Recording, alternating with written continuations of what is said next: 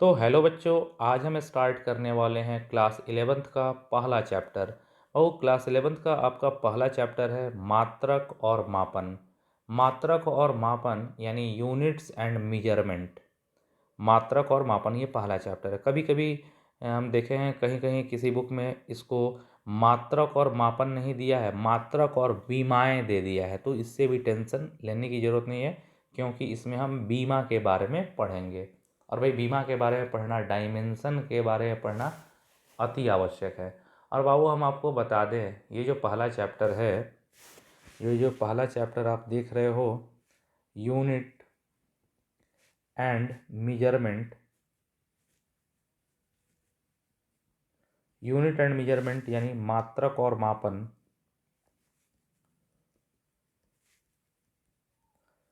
बाबू ये काफ़ी important chapter है। इसी चैप्टर को बाबू यूनिट एंड डायमेंशन भी लिखते हैं, मात्रक और बीमा भी लिख देते हैं, क्योंकि इसमें हम लोग जनरली बीमा के बारे में ही डिटेल्स से पढ़ते हैं। ठीक है। और ये चैप्टर काफ़ी इम्पॉर्टेंट है। अगर आप इस चैप्टर को अच्छे से पढ़ लेते हो तो आगे के चैप्टर्स बहुत ही आसान हो जाएंगे। ठीक है। एक दो चैप्टर हैं फिजिक्स में जो स्टार्टिंग का चैप्टर है, अगर ये पढ़ लिए अच्छे से, ढंग से समझते हुए, तो आगे कोई दिक्कत ही नहीं आएगा। तो चलो भाई, इसमें सबसे पहले, इस चैप्टर में सबसे पहले हम चीज़ स्टार्ट करते हैं भौतिक राशि। क्या भाई? भौतिक राशि। भौतिक राशि मतलब होता है बाबू फिजिकल, फिजिकल क्वांटिटी। बाबू कोई पूछे भौतिक राशि किसे कहते हैं? फिजिकल क्वांटिटी यानी P Q. P Q physical quantity, भौतिक राशि किसको कहते हैं? तो वैसी सभी राशियाँ जिसको मापा या तौला जा सके, वैसी सभी राशि जिसको हम लोग माप सकें, तौल सके, उसी को फिजिकल क्वांटिटी कह सकते हैं। ठीक है। और याद रखिएगा, भौतिक राशि की परिभाषा, फिजिकल क्वांटिटी की परिभाषा क्या है? वैसी सभी राशियाँ जिसे मापा और तौला जा सकता है, उसी को हम लोग फिजिकल क्वांटिटी कहते हैं। जैसे एग्जाम्पल दे रहे हैं, आप बताइए, लंबाई। लंबाई को आप माप सकते हो ना? लंबाई 1 मीटर, 2 मीटर, 5 मीटर। तो लंबाई को माप और तौल सकते हो, तो लंबाई भौतिक राशि है। द्रव्यमान, किसी चीज़ के द्रव्यमान को माप तौल सकते हो, तो द्रव्यमान भी भौतिक राशि है ना जी। तो याद रखना, लंबाई, द्रव्यमान, समय, चाल, कार्य, ऊर्जा, शक्ति, कार्य, ऊर्जा, शक्ति, बल, संवेग, आवेग, ये फिजिक्स में जितना भी राशि पढ़ते हैं उन सबको हम माप सकते हैं, तौल सकते हैं। तो वैसी सभी राशियाँ, वैसी सभी राशियाँ जिनको मापा और तौला जा सकता है, उन्हीं को हम लोग भौतिक राशि कहते हैं। तो भाई याद रखिएगा, वैसी सभी राशि जिसको मापा और तौला जा सकता है उसको भौतिक राशि कहते हैं। जैसे लंबाई, द्रव्यमान, समय, कार्य, ऊर्जा, शक्ति, चाल, बल, वेग, संवेग, आवेग, ये सब माप और तौल सकते हैं, ये भौतिक राशि है। भाई चलो, पहला भौतिक राशि कंप्लीट। अब भाई दूसरे पर आते हैं। भौतिक राशि नहीं, अब दूसरा है भाई, इस चैप्टर में दूसरा चीज़ है भाई अभौतिक राशि। भौतिक नहीं, अभौतिक राशि। अभौतिक राशि यानी फिजिकल क्वांटिटी नहीं, non physical quantity, non physical quantity, अभौतिक राशि। वो फिजिकल क्वांटिटी था पी क्यू, और नॉन फिजिकल क्वांटिटी होगा एन पी क्यू। अभौतिक राशि क्या है बाबू? अभौतिक राशि किसको कहते हैं? वह राशि जिसको मापा या तौला, मापा या तौला नहीं जा सके। वैसी राशि जिसको मापा और तौला नहीं जा सकता है, उसी को हम लोग अभौतिक राशि कहते हैं। जैसे आप बताओ ना, ईमानदारी।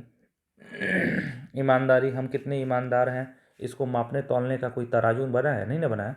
तो ईमानदारी क्या है? अभौतिक राशि है। बेईमानी, बेईमानी को भी मापने तौलने नहीं सकते, हम माप तौल नहीं सकते हैं, इसको मापने तौलने का कोई तराजू नहीं है, तो इसको भी नहीं माप सकते हैं। तो ये भी अभौतिक राशि है। ईमानदारी, बेईमानी, सुंदरता, कुरूपता, मीठापन, कड़वापन, ये सब बाबू, इन सबको हम माप और तौल नहीं सकते हैं। सुख, दुख, इन सबको मापा और तौला नहीं जा सकता है। तो बाबू जिनको माप और तौल नहीं सकें उनको हम अभौतिक राशि कहते हैं। तो बाबू अभी दो चीज़ देखें। पहला ऊपर वाला क्या देखें भाई? पहला भौतिक राशि। बाबू पहला देखें भौतिक राशि। भौतिक राशि किसको कहते हैं? वह राशि जिसको माप और तौल सकते हैं उसको भौतिक राशि कहते हैं। और अभौतिक राशि किसको कहते हैं? वह राशि जिसको माप और तौल नहीं सकते हैं, उसी को हम अभौतिक राशि कहते हैं। बहुत अच्छा। अब तीसरा चीज़ सीखिए भाई, तीसरा चीज़। भाई तीसरा चीज़ है, इसको आप लोग नोट भी करते जाएंगे, बढ़िया रहेगा। तीसरा चीज़ है बाबू मूल भौतिक राशि।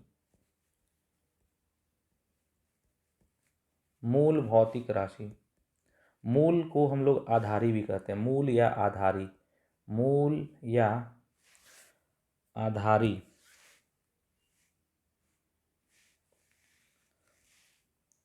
बाबू अब तीसरा चीज़ देखेंगे। तीसरा चीज़ है बाबू मूल या आधारी भौतिक राशि। इसको मूल राशि भी कहते हैं या आधारी भौतिक राशि भी कहते हैं। बाबू मूल मतलब फंडामेंटल, फंडामेंटल या आधारी मतलब बेसिक, फिजिकल क्वांटिटी। कोई पूछे मूल या आधारी भौतिक राशि किसको कहते हैं, मूल राशि किसको कहते हैं? वैसी राशियाँ जो किसी अन्य राशियों पर निर्भर नहीं करती हैं, वैसी राशियाँ जो किसी अन्य राशियों पर निर्भर नहीं करती हैं। बाबू वो राशि जो किसी अन्य राशि पर निर्भर नहीं करता है, यानी वो स्वतंत्र होता है। कैसा होता है? स्वतंत्र होता है। वह राशि जो किसी अन्य राशि पर निर्भर नहीं करता है, यानी वो स्वतंत्र होता है, उसी को मूल भौतिक राशि कहते हैं।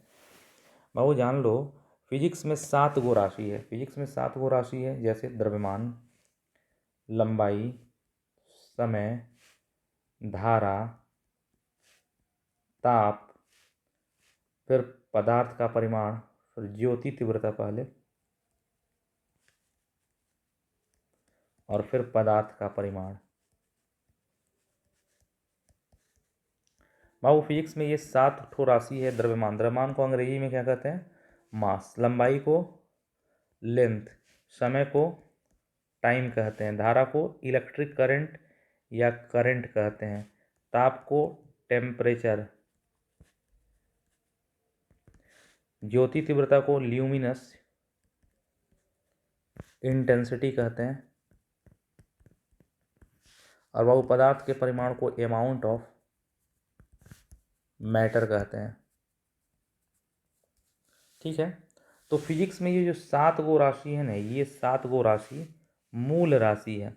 फिजिक्स में ये 7 गो राशि बाबू जो है ना, ये मूल है, क्योंकि ये फिजिक्स में 7 गो ये राशि देख रहा हूँ ना, ये पिलर है, फिजिक्स का 7 गो पिलर है। और फिजिक्स के इन्हीं 7 गो पिलर पर, इन्हीं 7 गो पिलर पर पूरा फिजिक्स आधारित है।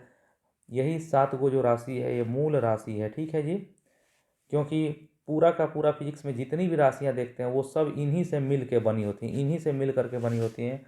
तो यही 7 गो राशि मूल राशि कहलाती है। तो बाबू कोई पूछे मूल या आधारी भौतिक राशि किसको कहते हैं, तो वह राशि, वैसी राशि जो किसी अन्य राशियों पर निर्भर नहीं करती हैं, यानी वो स्वतंत्र होती हैं, उन्हीं को मूल भौतिक राशि कहते हैं।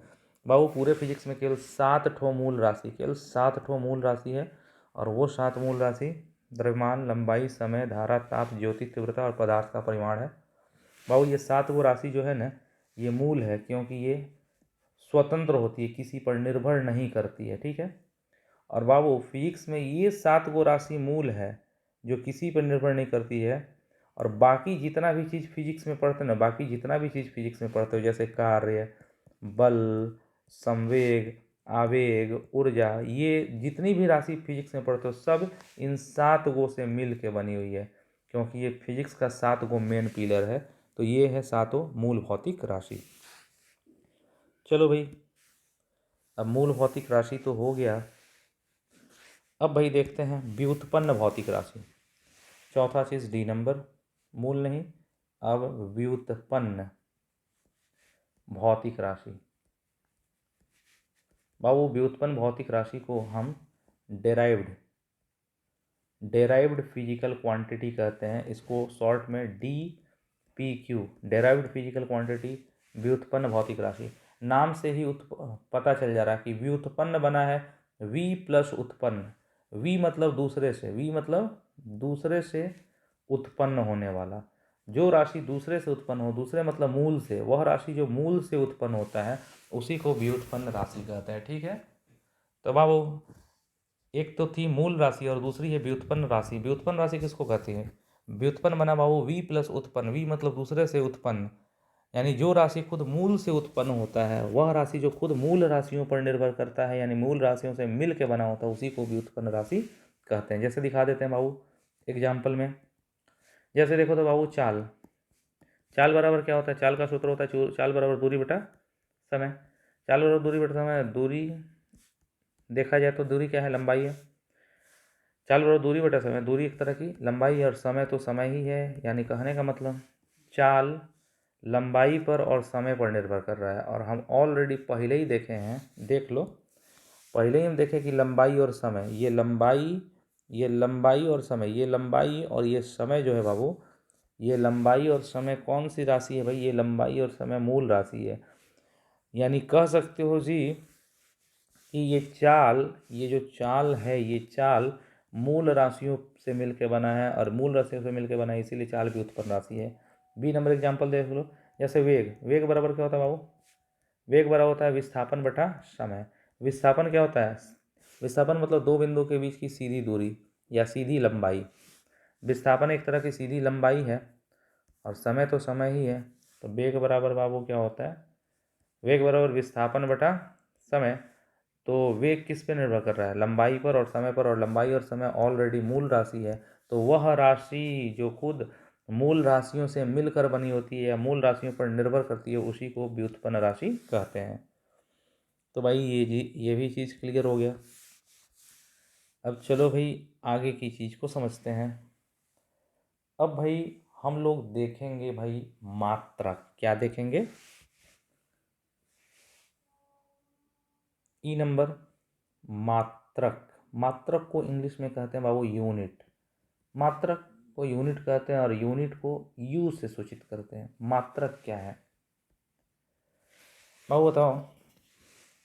जैसे हमको कोई लंबाई नापनी है, यहाँ से यहाँ तक एक छड़ है, ये गोल सा छड़ है।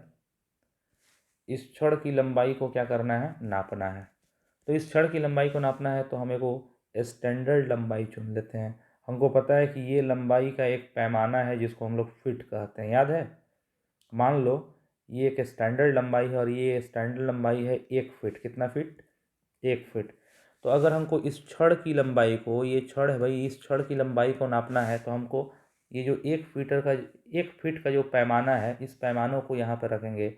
एक बार रखेंगे, 2 बार रखेंगे, 3 बार रखेंगे, 4 बार रखेंगे और करते करते 5 बार, 10 बार। अगर 10 बार में ये कंप्लीट हो जाता है तो हम कहेंगे कि हाँ, इस छड़ की लंबाई, इस छड़ की लंबाई 1 फीट है कि 2 फीट है कि 3 फीट है कि 10 फीट, 10 फीट।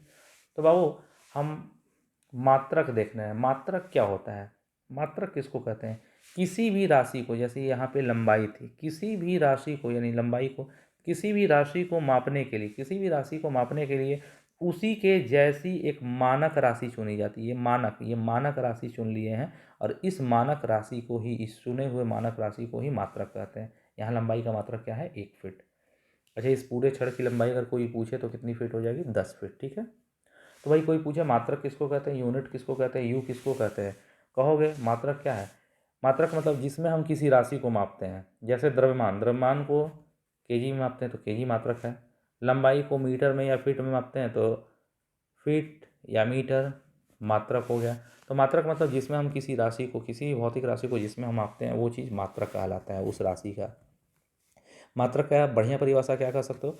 किसी भी राशि को मापने के लिए, किसी भी राशि को मापने के लिए, किसी भी राशि को मापने के लिए उसी के जैसी एक मानक राशि चुन लेते हैं। एक मानक राशि चुन लेते हैं और इस चुनी गई मानक राशि को ही मात्रक कहते हैं। और बाबू अगर हमको इस छड़ की लंबाई नापनी होती है तो इस मात्रक से हम तुलना करते हैं कि ये क्षण में ये मात्रक 1 बार फिट हो रहा है कि 2 बार की, 3 बार की, 4 बार की, 5 बार की, 10 बार। तो अगर ये 10 बार फिट होता है तो हम कहते हैं इस छड़ की लंबाई होगी 10 फीट। ठीक है। तो बाबू मात्रक किसको कहते हैं? किसी राशि को हम जिसमें मापते हैं वही मात्रक है, या किसी भी राशि को मापने के लिए, किसी भी राशि को मापने के लिए एक मानक राशि चुन ली जाती है और यही चुनी गई मानक राशि को मात्रक कहते हैं। आप लोग सोच रहे होंगे कि सर नोट्स भी दे दीजिए, तो घबराने की ज़रूरत नहीं, नोट्स भी हम दे देंगे। ठीक भाई, अब मात्रक तो देख ही लिए, लेकिन जान लो ये मात्रक 2 टाइप का होता है। पहला है मूल मात्रक। मूल मात्रक बेसिक यूनिट। बाबू मूल मात्रक किसको कहते हैं? मूल राशि। मूल राशि 7 गो है तो मूल 7 गो राशि है तो सातों मूल राशि का जो मात्रक होगा उसी को मूल मात्रक कहते हैं। तो मूल मात्रक की परिभाषा क्या है? वह मात्रक जो किसी अन्य मात्रक पर निर्भर नहीं करते हैं, वह मात्रक जो किसी अन्य मात्रक पर निर्भर नहीं करते हैं यानी वो स्वतंत्र होते हैं, उन्हीं को मूल मात्रक कहते हैं। या कह सकते हो मूल मात्रक किसको कहते हैं? मूल राशि के मात्रक को। मूल राशि 7 गो है तो मूल राशि के मात्रकों को ही हम मूल मात्रक कहते हैं। दूसरा मात्रक है बाबू व्युत्पन्न मात्रक। व्युत्पन्न मात्रक, बेसिक यूनिट नहीं, डेराइव्ड यूनिट। कोई पूछे बाबू व्युत्पन्न मात्रक किसको कहते हैं? व्युत्पन्न राशियों के मात्रकों की ही व्युत्पन्न मात्रक कहते हैं। या व्युत्पन्न मात्रक मतलब वी प्लस उत्पन्न, मतलब जो मात्रक दूसरे मात्रकों से उत्पन्न होता है, यानी जो मात्रक मूल मात्रकों से उत्पन्न होता है, मूल मात्रकों से मिलकर बना होता है, उसी को व्युत्पन्न मात्रक कहते हैं। जैसे देख लें चाल। बाबू चाल बराबर क्या होता है? चाल बराबर होता है बाबू आपको दूरी बटा समय। चाल बराबर दूरी बटा समय। दूरी का मात्रक मीटर, समय का सेकंड, तो चाल का मात्रक हो गया मीटर पर सेकंड। तो बाबू चाल का मात्रक मीटर पर सेकंड है और चाल का ये जो मात्रक है मीटर पर सेकंड, मीटर से और सेकंड से मिलके बना है, यानी ये मूल मात्रक से मिलके बना है, तो इसीलिए मीटर पर सेकंड मूल नहीं होगा, व्युत्पन्न मात्रक होगा। ठीक, ओके भाई, ये सारी चीज़ें तो हम लोग देख लिए, मूल मात्रक, व्युत्पन्न मात्रक, ये सब चीज़ देख लिए। बाबू एक चीज़ है, मात्रकों की पद्धति, बड़ा इंपॉर्टेंट चीज़ है बाबू। मात्रकों की पद्धतियाँ। बाबू मात्रकों की पद्धतियाँ को कहते हैं सिस्टम ऑफ यूनिट्स। मात्रकों की पद्धतियाँ यानी सिस्टम ऑफ यूनिट्स। बाबू कोई पूछे मात्रकों की पद्धतियाँ क्या है? अच्छा, फिजिक्स में हमारे पास एक राशि नहीं है, दो राशि नहीं, फिजिक्स में हम कई सारी राशियों के बारे में पढ़ते हैं ना जी। फिजिक्स में हम पूरे फिजिक्स में हम कई सारी राशियों के बारे में पढ़ते हैं। तो कहता है मात्रकों की पद्धति किसको कहते हैं? कहता है कि सभी प्रकार के राशि के लिए, इस राशि, इस राशि, इस राशि, सभी राशि के लिए, सभी राशियों के लिए मात्रकों का पूरा समूह, सभी प्रकार के राशियों के लिए, सभी प्रकार के राशियों के लिए मात्रकों के पूरे समूह को ही सिस्टम ऑफ यूनिट्स कहते हैं। सिस्टम ऑफ यूनिट्स कहते हैं, यानी मात्रकों की पद्धतियाँ कहते हैं। अब हम जानते हैं कि फिजिक्स में, अब हमें पता है कि फिजिक्स में हम लोग, हमें पता है भाई, फिजिक्स में हम लोग बहुत सारे राशियों के बारे में पढ़ते हैं, फलान ढिकान हई हऊ, बहुत सारे राशियों के बारे में पढ़ते हैं, जैसे कार्य, बल, ऊर्जा, संवेग, आवेग, सब राशि के बारे में पढ़ते हैं। तो हर एक राशि का मात्रक चाहिए कि नहीं, क्योंकि उसको मापना है, तो हर राशि के लिए मात्रक चाहिए, और मात्रक का पूरा समूह ही क्या कहलाता है? मात्रकों की पद्धति कहलाता है। तो सभी प्रकार के राशियों को मापने के लिए मात्रकों का जो पूरा समूह होता है उसी को हम लोग सिस्टम ऑफ यूनिट्स कहते हैं। बाबू जान लो, मात्रकों की 4 पद्धतियाँ हैं। पहला है बाबू एफपीएस सिस्टम। एफपीएस सिस्टम को फुट पाउंड सेकंड सिस्टम कहते हैं, फुट पाउंड सेकंड पद्धति भी कहते हैं। ठीक है, तो याद रखो मात्रकों का पहला पद्धति है एफपीएस सिस्टम, हिंदी में कहोगे फुट पाउंड सेकंड सिस्टम, लिख दे रहे हैं फुट पाउंड सेकंड पद्धति। इंग्लिश में कहते हो बाबू foot pound second system, foot pound second system यानी एफपीएस सिस्टम। बाबू ये एफपीएस सिस्टम में लंबाई को फीट में मापते हैं, लंबाई को फीट में मापते हैं, द्रव्यमान को पाउंड में नापते हैं और समय को सेकंड में नापते हैं। तो याद रखना एफपीएस सिस्टम किसको कहते हैं बाबू? इस सिस्टम में, इस पद्धति में लंबाई को फुट में, द्रव्यमान को पाउंड में और समय को सेकंड में मापा जाता है। और जानते हो ये एफपीएस सिस्टम का यूज़ कौन करता था? एफपीएस सिस्टम का यूज़ ब्रिटिश लोग, अंग्रेज लोग करते थे। इसीलिए एफपीएस सिस्टम को ब्रिटिश सिस्टम ब्रिटिश पद्धति भी कहते हैं, क्योंकि FPS system foot pound second, British लोग अंग्रेज लोग लंबाई को फुट में, द्रव्यमान को पाउंड में और समय को सेकंड में मापता है। बाबू यहाँ पे एक बात जरूर बताएंगे हम आपको, याद रखिएगा, एक फिट बराबर होता है 12 इंच। एक फिट में 12 इंच होता है, या एक फिट में लगभग 30.48 यानी 30.5 सेंटीमीटर लगभग होता है। एक फिट में 12 इंच ही होता है, या 30.48 सेंटीमीटर होता है। बाबू ये वो स्केल आपका इंस्ट्रूमेंट बॉक्स में जो स्केल होता है, वो इंस्ट्रूमेंट बॉक्स वाला स्केल 15 सेंटीमीटर का होता है, 0 और 15। एक वो स्केल 15 सेंटीमीटर, और जो बड़का स्केल स्टील वाला देखते हो वो 15 नहीं होता है, वो दुगुना होता है, वो 30 सेंटीमीटर का होता है। तो 30 सेंटीमीटर नहीं, 30.5 सेंटीमीटर, 30.48 यानी लगभग 30.5 सेंटीमीटर देखोगे ना, तो वो होता है एक फिट। एक फिट। तो कोई पूछे एक फिट बराबर क्या होता है, एक फिट बराबर 12 इंच ही होता है, यानी 30.48 सेंटीमीटर होता है। बहुत अच्छा बाबू, जान लेना चाहिए एक इंच छोटा सा, एक इंच का तो नहीं, इतना है एक इंच। एक इंच कितना होता है, एक इंच होता है 2.54 सेंटीमीटर, लगभग 2.5 सेंटीमीटर। लगभग बाबू ये 2.5 सेंटीमीटर। कोई पूछे एक इंची कितना होता है, 2.54 सेंटीमीटर, यानी लगभग 2.5 सेंटीमीटर होता है एक इंच। बाबू आपको ये याद रखना चाहिए, एक गज, गज देखो, एक गज बराबर होता है 3 फीट। गज को इंग्लिश में यार्ड कहते हैं। एक गज, आप लोग देखे होंगे कि दर्जी लोग जो कपड़ा उपड़ा सिलता है वो लंबाई को गज में होता है, 1 गज 2 गज कपड़ा। तो बाबू एक गज क्या होता है, एक गज मतलब एक यार्ड, एक गज में होता है 3 फीट। और बाबू 3 फीट होता है, अच्छा एक फिट में 12 इंच ही, तो 3 फीट में 36 इंच। और 36 इंच लगभग देखोगे तो ये 91 सेंटीमीटर होता है। तो एक गज कपड़ा 91 सेंटीमीटर होता है। तो एक गज हमको मिल गया 91 सेंटीमीटर। और 91 सेंटीमीटर बाबू 100 सेंटीमीटर से छोटा है। और एक मीटर में क्या होता है, एक मीटर में 100 सेंटीमीटर होता है, एक मीटर में 100 सेंटीमीटर होता है, और एक गज में 91 सेंटीमीटर। तो ये 100 सेंटीमीटर, ये 91 है, तो मीटर बड़ा है और गज क्या है, छोटा। तो एक मीटर इज ग्रेटर देन एक गज, याद रहेंगे, यानी एक यार्ड। याद रखिएगा, ये काफ़ी इम्पोर्टेंट चीज़ है। चलिए भाई, ये तो समझ गए, आगे की चीज़ समझते हैं। बाबू जैसे ब्रिटिश लोग यानी अंग्रेज लोग एफपीएस सिस्टम का यूज करता है, और एफपीएस सिस्टम में लंबाई को फुट में, द्रव्यमान को पाउंड में और समय को सेकंड में मापा जाता है।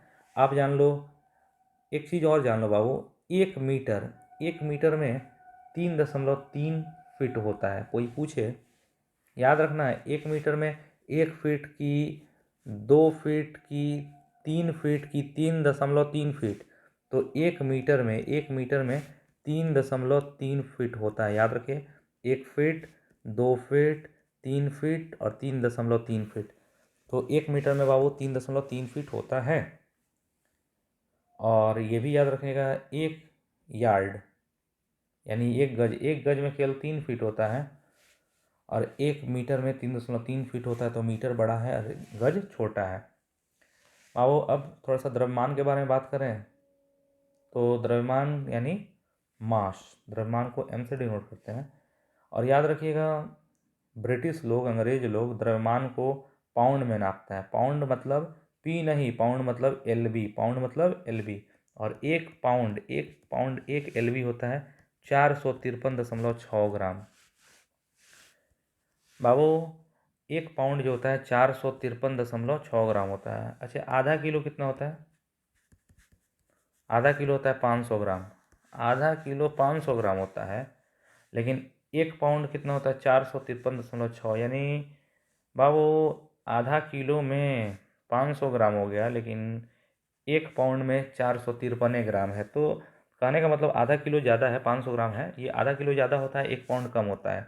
तो एक पाउंड इज लेस देन आधा किलो ना जी। एक पाउंड बस 453.6 ग्राम होता है, और आधा किलो होता है 500 ग्राम। तो याद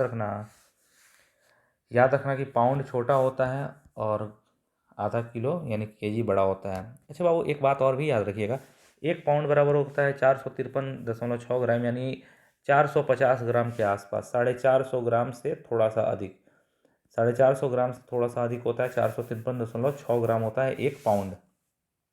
और ये भी याद रखेंगे बाबू कि 1 केजी में 2.2 पाउंड होता है, पाउंड मतलब LB।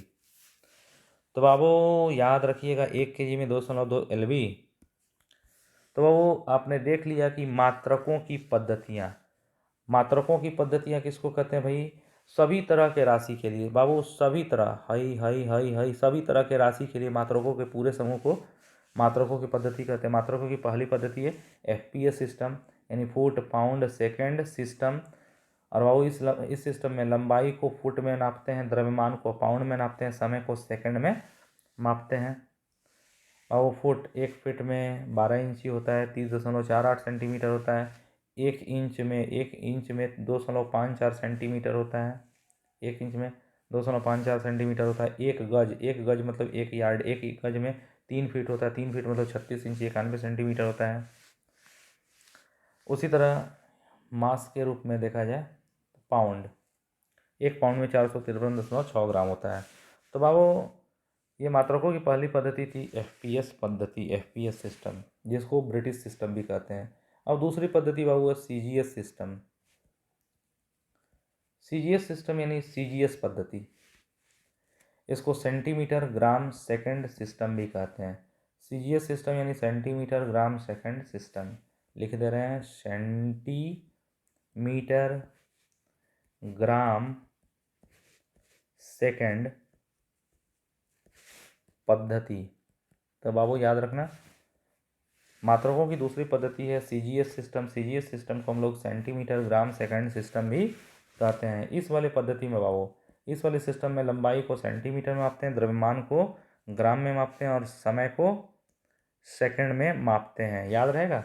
और इस सिस्टम का यूज बाबू जनरली इस सिस्टम का यूज जानते हो कहाँ होता है? फ्रांस में होता है। फ्रांस में होता है, इसलिए इसको फ्रेंच सिस्टम भी कहते हैं। ये फ्रेंच सिस्टम भी है, ठीक है बाबू। एक ख़ास बात है कि इसमें इस CGS सिस्टम में लंबाई को सेंटीमीटर में मापते हैं, ये छोटा मात्रक है। द्रव्यमान को ग्राम में नापते हैं, ये सब छोटा मात्रक यूज होता है इसमें, ठीक है, फ्रेंच सिस्टम में, CGS सिस्टम में। अच्छा बाबू एक बात जान लो, 1 केजी में 1000 ग्राम होता है। 1000 ग्राम मतलब 10⁻³ ग्राम होता है। उसी तरह 1 मीटर में 100 सेंटीमीटर होता है, यानी 10⁻² सेंटीमीटर होता है। याद रहेगा ना बाबू। तो ये बात रही दूसरी पद्धति की, यानी CGS पद्धति की। तीसरी पद्धति बाबू MKS सिस्टम। MKS सिस्टम, पहला था FPS, दूसरा था CGS और तीसरा है MKS सिस्टम, यानी MKS पद्धति। MKS पद्धति, M से होता है मीटर, K से होता है किलोग्राम और S से होता है सेकंड सिस्टम।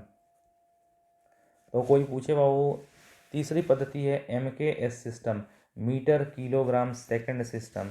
बाबू MKS सिस्टम किसको कहते हैं? इस सिस्टम में लंबाई को मीटर में मापते हैं, द्रव्यमान को किलोग्राम में और समय को सेकंड में मापते हैं। और इस सिस्टम को मैट्रिक पद्धति, मैट्रिक सिस्टम भी कहते हैं। और इस सिस्टम में जो मात्रक है बड़े होते हैं, ठीक है, मीटर किलोग्राम सेकंड, ये मैट्रिक सिस्टम है। बाबू एक बात आपको और भी जान लेना चाहिए, ये जो सिस्टम है ना, ये जो MK सिस्टम है, MK सिस्टम को अगर आगे बढ़ाया जाए तो MK सिस्टम को आगे बढ़ाने से हमको RMKSA सिस्टम मिलता है। RMKSA सिस्टम को rationalised metre kilogram second ampere system कहते हैं। और MK सिस्टम का विकसित रूप है RMKSA सिस्टम। R से मतलब होता है, R मतलब रेशनलाइज्ड, मीटर किलोग्राम सेकंड एम्पियर, इसमें एक और एक्स्ट्रा जुट गया है एम्पियर। तो MK सिस्टम का विकसित रूप है RMKSA सिस्टम। इसको गियोरगी पद्धति, गियोरगी GIORGI, गियोरगी सिस्टम भी कहते हैं, क्योंकि इसको रोम के प्रोफेसर गियोरगी ने MK सिस्टम को बढ़ाया था, ताकि इसमें केवल मीटर किलोग्राम सेकंड का यूज नहीं हो सके, इसमें धारा भी मापा जा सके, एम्पियर का भी यूज कर लिया था, ठीक है। तो इससे केवल मैकेनिक्स, मीटर किलोग्राम सेकंड से केवल फिजिक्स की शाखा मैकेनिक्स का ही अध्ययन नहीं होगा, मैकेनिक्स के अलावा एम्पियर के माध्यम से हम इलेक्ट्रोमैग्नेटिज्म का भी अध्ययन कर सकते हैं। ये तीसरी पद्धति है MKS सिस्टम। ठीक है बाबू। चौथा और अंतिम सिस्टम, चौथा सिस्टम है बाबू SI सिस्टम। SI सिस्टम यानी SI पद्धति। वो SI सिस्टम यानी SI पद्धति, इसको हम हिंदी में, SI पद्धति को हम हिंदी में कहते हैं मात्रकों की अंतर्राष्ट्रीय पद्धति। इसको हिंदी में मात्रकों की अंतर्राष्ट्रीय पद्धति कहते हैं। तो याद रखना, SI सिस्टम को हिंदी में मात्रकों की अंतर्राष्ट्रीय पद्धति कहते हैं, अंग्रेजी में इंटरनेशनल सिस्टम ऑफ यूनिट्स कहते हैं। SI सिस्टम को हिंदी में मात्रकों की अंतर्राष्ट्रीय पद्धति, इंग्लिश में इंटरनेशनल सिस्टम ऑफ यूनिट्स कहते हैं, और फ्रेंच भाषा में इसको ली सिस्टम है, international D units. Generally French भाषा जो है, फ्रेंच भाषा की पहचान है कि उसके लास्ट में ई लग जाता है, यहाँ पे ई लग जाता है। ठीक है तो बाबू कोई पूछे SI system, SI system international system है, अंतर्राष्ट्रीय पद्धति है। SI सिस्टम इंटरनेशनल सिस्टम है, इसका यूज पूरे वर्ल्ड में होता है। पूरा वर्ल्ड, पूरे देश जो होते हैं दुनिया में, जितने भी देश हैं सभी देश SI सिस्टम को मानते हैं। और बाबू ये SI सिस्टम के बारे में हिस्ट्री जान लो कि SI सिस्टम को 1960 में लाया गया सबसे पहले। माप तौल का 11वां अंतर्राष्ट्रीय सम्मेलन हो रहा था। माप तौल का वैज्ञानिक लोग मिल करके अंतर्राष्ट्रीय सम्मेलन करता है, और 1960 में माप तौल का 11वां अंतर्राष्ट्रीय सम्मेलन हुआ था, जिसमें SI पद्धति के उपयोग का सिफारिश किया गया। क्यों भाई? क्योंकि कुछ लोग लंबाई को केजी में मापते थे, कुछ लोग ग्राम में भी मापते थे, कुछ लोग पाउंड में भी मापते थे। तो अलग अलग देश के लोग जब अलग अलग मात्रक यूज करेंगे तो गड़बड़ होगा। कुछ लोग लंबाई को मीटर में मापते थे, कुछ सेंटीमीटर में मापते थे, कुछ फीट में मापते थे। तो उस समय जब सभी लोग अलग अलग सिस्टम का यूज करेगा, सभी वैज्ञानिक सभी लोग अलग अलग मात्रक में नापेगा, तो वहाँ पे प्रॉब्लम आना स्टार्ट हो जाता था। तो इस प्रॉब्लम को दूर करने के लिए, जैसे मान लीजिए इस देश का वैज्ञानिक है, कोई देश का वैज्ञानिक है, वो अलग सिस्टम का यूज कर रहा है, दूसरे देश का वैज्ञानिक है वह अलग सिस्टम का यूज कर रहा है, कोई लंबाई को मीटर माप रहा है, कोई फीट में माप रहा है। तो अगर वो दोनों अपना डाटा शेयर करें, ये अपना डाटा उसको दे, तो उसको समझने में परेशानी होगी। तो एक काम न किया जाए कि पूरे वर्ल्ड में एक ही सिस्टम लागू कर दिया जाए, सभी कोई लंबाई को मीटर में मापेगा, द्रव्यमान को केजी में मापेगा, सारे जगह एक सिस्टम हो गया, और एक सिस्टम हो गया, और वही एक सिस्टम इंटरनेशनल सिस्टम है, अंतर्राष्ट्रीय पद्धति है जो पूरे वर्ल्ड में मान्य है, और वही इंटरनेशनल सिस्टम SI सिस्टम कहलाता है। और वो SI सिस्टम 1960 में दिया गया था, और मापतौल के 11वें अंतर्राष्ट्रीय सम्मेलन में वैज्ञानिकों लोग ने इस सिस्टम का उपयोग का सिफारिश किया।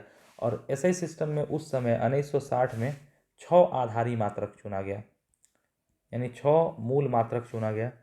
पहला द्रव्यमान का मूल मात्रक, मूल SI मात्रक केजी, लंबाई का मूल मात्रक मीटर, समय का मूल मात्रक चुना गया सेकंड, धारा का मूल मात्रक चुना गया एम्पियर ए, ताप का मूल मात्रक चुना गया बाबू केल्विन के, ज्योति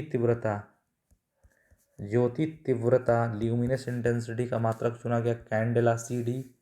और लास्ट देखो जी, 1960 में 11वां अंतर्राष्ट्रीय सम्मेलन हुआ, तो उस समय 6वें वो मूल मात्रक चुना गया, 6 गो। दुनिया के सब लोग, उस समय कहा गया कि दुनिया के सब लोग द्रव्यमान को केजी में, लंबाई को मीटर में, समय को सेकंड में, धारा को एम्पियर में, ताप को केल्विन में, और ज्योति तीव्रता को कैंडेला में मापेंगे। तो 1960 में बाबू 11वें अंतर्राष्ट्रीय सम्मेलन में 6 गो यही मूल मात्रक चुने गए। लेकिन 7वां मूल मात्रक जो मोल था, वो 1971 में 11वें नहीं 13वें अंतर्राष्ट्रीय सम्मेलन में, वैज्ञानिकों के 13वें अंतर्राष्ट्रीय सम्मेलन में 7वां आधारी मात्रक मोल चुना गया, जिससे हम पदार्थ के परिमाण को या पदार्थ के मात्रा को मापते हैं, अमाउंट ऑफ मैटर को मोल में मापते हैं।